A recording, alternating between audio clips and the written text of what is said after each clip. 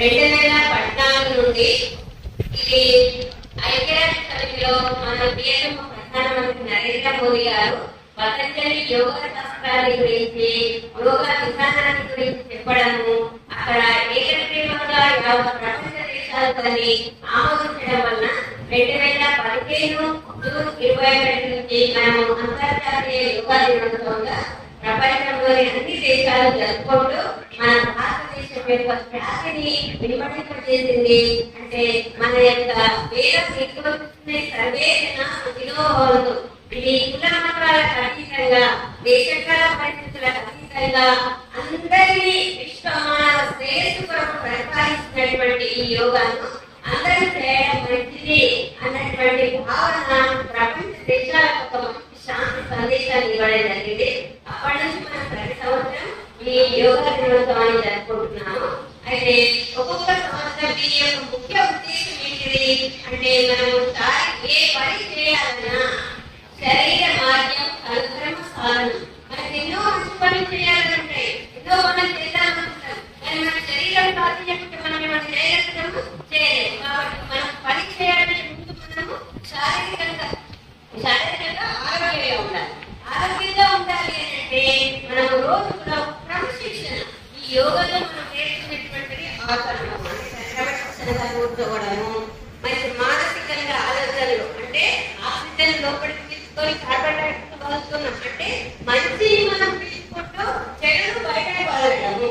అదేవిధంగా సద్భావన, నేను మంచుకుంటాలి, నాతో పాటు సమాజంలో అందరూ మంచుకుంటాలి, అందరూ బాగుండాలి, అందరిలో నేను బాగుండాలి అనేటువంటి అంతర్లీనంగా ఉన్నటువంటి సారాంశము. కాబట్టి దీన్ని మనము అందరం కూడా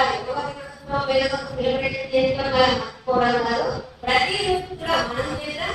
మన చుట్టుపక్కల వాళ్ళు కూడా యోగా యొక్క ప్రాధాన్యత చెప్తూ నేడు కావాల్సినటువంటిది దాని చిన్న విషయానికి డిప్రెషన్ లో కావడము, కలిగి ఆవిష్కారంలో కావడము, జీవితాలను ఎందరో మంది చిన్న పిల్లల దగ్గర నుంచి కూడా అనుకున్న తప్పకుండా జీవితాలను ఆత్మహత్య చేసుకోవడం ఇలాంటివి జరుగుతున్నాయి. వీటన్నిటినీ నివారించాలంటే మనసు అన్నటువంటి మన భగవద్గీతలో చెప్పినటువంటి సుఖ దుఃఖాలను మనము సమానంగా తీసుకోవడం, లక్షణం కావాలంటే మనము చిత్తవృత్తి, అంటే మనము ఆలోచన విధానాన్ని మన కంట్రోల్లో ఉంచుకోవాలి. ఆలోచనలతో మనం పెట్టాలి, మంచిది చెడిది అన్నటువంటి విచక్షణను మనం కలిగి ఉండేటటువంటి నిగ్రహ శక్తి మనకు యోగా వల్ల కలుగుతుంది. అందుకే ఈ సంవత్సరం యొక్క నీతి ఏంటి తెలుసా? ఈ నీతి ఒక థీమ్, ప్రతి సంవత్సరం ఒక్కొక్క థీమ్ యుఎన్ఓ ప్రకటించబడుతుంది. ఈ సంవత్సరం యోగా అనేది భూమి కోసం, ఆరోగ్యం అంటే ఈ భూమి మీద ఉన్నటువంటి సమస్త మానవాళి క్షేమంగా ఉండాలి అంటే మన ఆలోచన విధానం మీదనే ఆధారపడి ఉంటది. మనకు మంచి ఆలోచనలు ఉంటే మన చుట్టుపక్కల ఉన్నటువంటి పరిసరాలను కూడా మనం ఆరోగ్యంగా ఉంచగలుగుతాం, పర్యావరణ పరిరక్షణ చేయగలుగుతాం.